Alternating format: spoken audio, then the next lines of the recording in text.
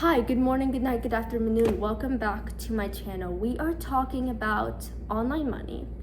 Why isn't it working for you? Why does it not seem to be working for a lot of people? But why does it also seem to be working for everybody else? And so this is a topic that I think and feel has been tainted a lot by social media, and coming from somebody that started their entrepreneurial journey at 14 and decided they could do more with their life and wanted to feel more, feel alive, achieve their full potential and purpose, to now being 18, living on my own in this beautiful, amazing apartment in my dream city and making over 10K a month. I want to walk you through a couple of things that social media has taught you to believe that I think are holding you back, limiting beliefs, subconscious beliefs, so that it doesn't take you 4 years like it did for me. Now, the kind of person that's watching this video is somebody that you probably looked at your life and you're like, I'm not satisfied with this anymore. I'm seeing what's possible for other people and I think I can achieve it as well, because I want opportunity. I want to feel alive. I want to achieve my full potential. And the thought of dying without even trying to go after that hurt. That is a very painful thing to think about. And so the first problem comes when you're ready to do more. So you go on social media, you go on YouTube, you go on anything, you're like, this is what I'm gonna try because it looks like it has the best results, the most amount of growth, the most amount of potential, etc., etc. And so you invest all your time, energy, and effort into this. Mind you, you've never done anything like this before, right? Which means you are coming from a system, more than likely the school system, that teaches you to consume a lot of information, not implement. Everything is hypothetical, taught behind a classroom, not in the real world. And now you're doing the complete opposite. Like, that is a very big jump to get into. And so you invest all your time, energy, resources, etc., into all of this, and it doesn't seem to work. And so you're like, where did I go wrong? What could I have done better? And you go and find the next best thing, and you go and find the thing that looks like it has better results, a little bit different than when you tried before, but looks promising. And again, you invest all your time, energy, resources, money into this, and it doesn't work. And you start thinking, is it my beliefs? Is it me? Is it the thing that I'm trying? Is it that the fact that I don't know where to go from here? And this is where a lot of us come to that stop, and we ask ourselves, when should I keep trying and investing my resources, time, and effort into something? And when do I pivot? Because the consequences feel very heavy. There's a lot of pressure on your shoulders now of, if I keep going down this path, am I wasting my time? Am I gonna waste an entire year? Or if I pivot, am I missing a golden opportunity? And so this is the question I had when I was 16. I started my entrepreneurial journey when I was 14. And when I was 16, I came to this pivot and I was like, I don't know where to go from here. And I'm so lost, and I feel like I've tried everything from drop shipping to Amazon affiliates to Facebook Marketplace to this business model to that Alex Hormozi book to etc., and nothing seems to be working. And so I had the amazing opportunity. I was listening to podcasts when I was 14. I was like, I want to go on my self-development journey while I'm trying to figure this whole online money thing out. And so I was trying to find a podcast and books that resonated with me, but nothing really hit. And I found this guy's podcast called the Bedros Keuilian podcast.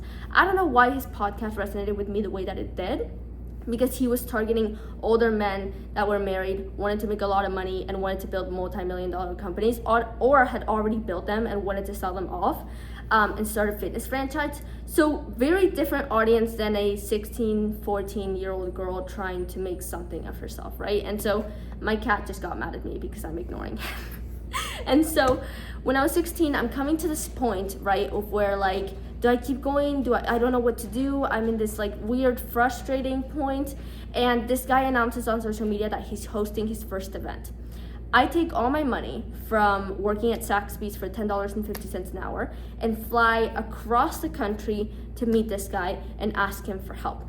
Long story short, he ended up putting me under his wing and mentoring me. And that 1 year of mentorship turned into almost 3-4 years of him becoming almost like a father figure to me and somebody that I really look up to and now have in my corner. And I'm very, very grateful, and I'm going to share those 4 years that I had with him throughout this journey of going from nothing to everything I have now with you. Because the problem is that a lot of people try to go from nothing to this, from A to Z, from 0 to 100, and when you try to take that leap, you're miserably failing, and so you feel like a failure, you feel like a loser, you don't know where to go from here. You again set a different goal, try again, nothing works. You are looking for the one thing that will get you from here to here.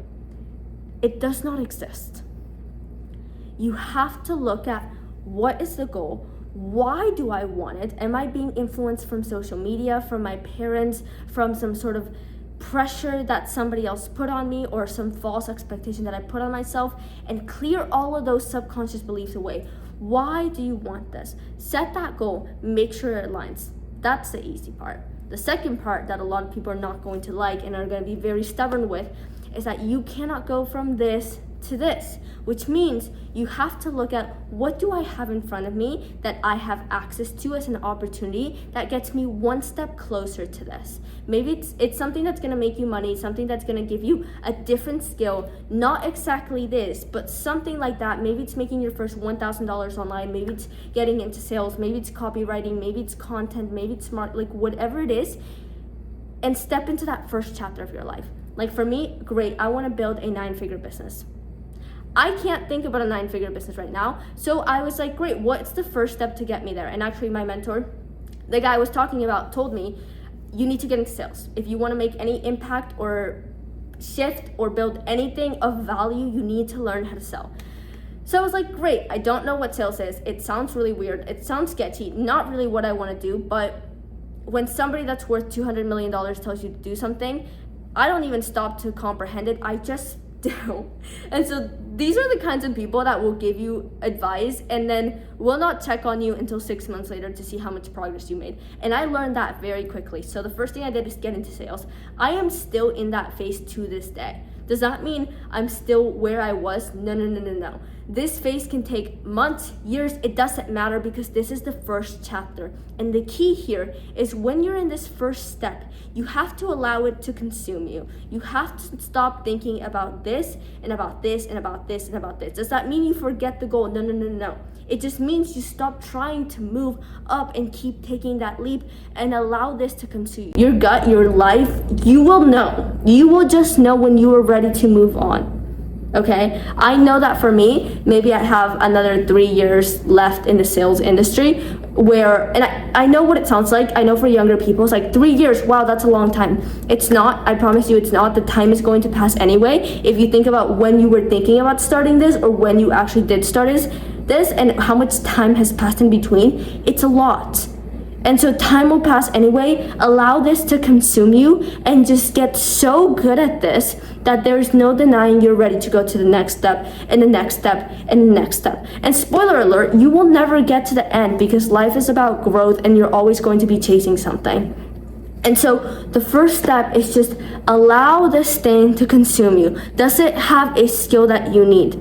For me, sales was like, great, I can influence people, I can communicate people, I can go from that shy, introverted self that couldn't even walk into a grocery store with her mom to now being able to live on my own, handle myself, talk to people 3 times my age, sell them, work with them, attend events with people that are a lot older than me, etc., etc. All of my close friends are in their late 20s, early 30s. I have built a life and a network for myself that is so unique and so powerful based on this chapter alone. So imagine the next chapters that are to come, right? And so that is the first step that you have to accept, is that you cannot go from 0 to everything, because that identity that you're trying to step into is not sustainable. What this first chapter for you is going to do is build that foundation, build that discipline, build that first version of yourself that you can truly step into until you're ready to move up and up and up and up.